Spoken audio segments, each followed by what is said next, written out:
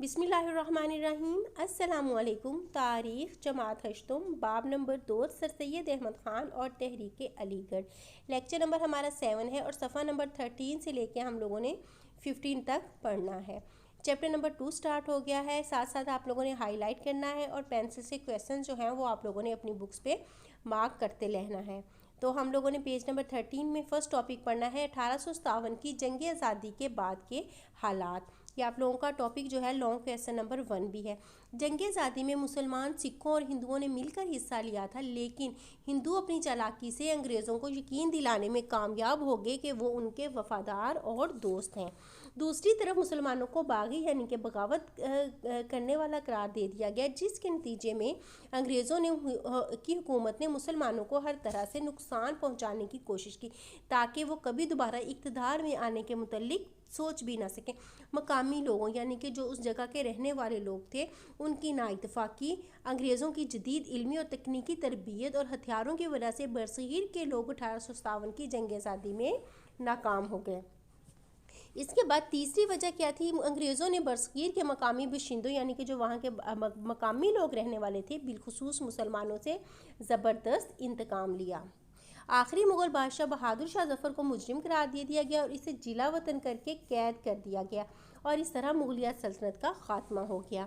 مسلمانوں کے سیاسی طور پر تباہ کرنے کے باوجود انگریز مسلمانوں سے خوف زدہ تھے، وہ انہیں اپنی سلطنت کے لیے مسلسل خطرہ سمجھتے تھے، اس لیے انہوں نے مسلمانوں کو سیاسی، معاشرتی، تعلیمی اور اقتصادی طور پر تباہ کرنے کے لیے کوئی کسر اٹھا نہ رکھی۔ 1857 کی جنگ آزادی کے بعد جو حالات ہوئے تھے وہ میں آپ کو بتاتی ہوں۔ سب سے پہلا ہے سرکاری ملازمتوں سے محرومی، ٹھیک ہے۔ 19ویں صدی کے آخر تک انگریز حکمرانوں نے جو اقدامات کیے ان میں اکثر مسلمانوں کے خلاف تھے، جس کے نتیجے میں مسلمانوں کی حالت بد سے بدتر ہوتی گئی یعنی کہ بری سے بہت بری ہوتی گئی۔ مسلمانوں کی اکثریت کو، زیادہ تر یعنی کہ مسلمانوں کو سرکاری ملازمتوں سے نکال دیا، نیز آئندہ کے لیے ان پر سرکاری ملازمتوں کے دروازے بند کر دیے۔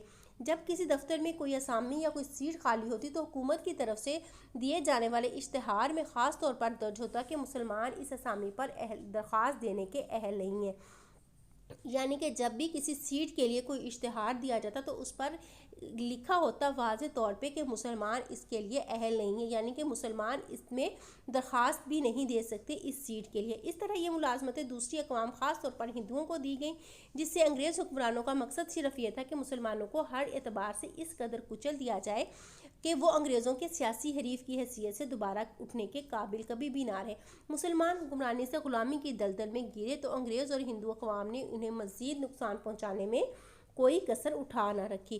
پھر وجہ تھی زمینوں سے بے دخلی۔ سرکاری ملازمتوں کے علاوہ مسلمانوں کا صدیوں سے جو عام پیشہ تھا وہ تھا کاشتکاری۔ ان میں زیادہ تر لوگ جاگیرداروں کی زمینوں پر کام کرتے تھے، یعنی کہ وہ لوگ جن کے پاس بہت جاگیریں تھیں ان پر کام کرتے تھے۔ انگریزوں نے مسلمانوں سے زمینوں سے بے دخل کر دیا اور تمام زمینیں ضبط کر لی، اپنے قبضے میں کر لی۔ اس طرح مسلمانوں میں جاگیردار اور عام کاشتکار دونوں طبقے معاشی بدحالی کا شکار ہو گئے۔ انگریزوں نے بہت سے نئے ٹیکس جاری کر دیے، وہ ٹیکس جو پہلے معاف تھے۔ تعلیمی پسماندگی، مسلمانوں کے اوقاف اور رفاہی اداروں سے بھی برا سلوک روا رکھا گیا۔ مسلم اوقاف کی آمدنی جو پہلے مسلمانوں کی تعلیم پر خرچ ہوتی تھی، اب اسے انگریز حکمران اپنی مرضی سے مختلف کاموں پر خرچ کرنے لگے۔ بیشتر اسلامی ادارے بند ہو گئے، اس سے مسلمانوں کے مذہبی مراکز کو بھی انگریزوں نے جی بھر کر لوٹا۔ فارسی کی جگہ انگریزی کو سرکاری اور دفتری زبان کا درجہ، انگریزوں نے فارسی کی جگہ انگریزی کو سرکاری اور دفتری زبان قرار دے دیا گیا۔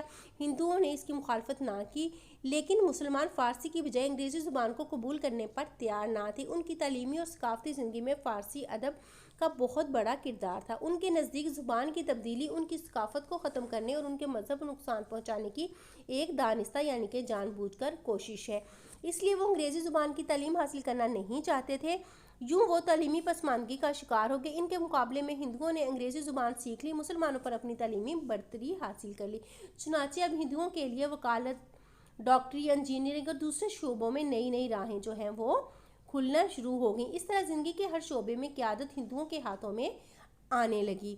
جنگ آزادی کے بعد مسلمانوں کی معاشرتی، معاشی اور تعلیمی حالت جو تھی بڑی مایوس کن تھی، مسلسل زوال کا شکار ہوتے جا رہے تھے۔ اس صورتحال میں سر سید احمد خان مسلمانوں کی رہنمائی کے لیے آگے بڑھے اور انہوں نے مسلمانوں میں شعور پیدا کرنے کی کوشش کی शऊर पैदा करने की कोशिश की। इन्हें ये तल्ख हकीकत तस्लीम कर लेनी चाहिए कि अब वो महकूम हो गए हैं, इसलिए उन्होंने मुसलमानों के लिए बावकार ज़िंदगी गुजारने का ये असूल पेश किया कि वो हाकिमों से मुनासिब और बावकार समझौता करके चले। ये हमारा टॉपिक था और ये हमारा लॉन्ग क्वेश्चन भी था। उम्मीद है कि ये आपको बहुत अच्छे अंदाज में समझ आ गया होगा।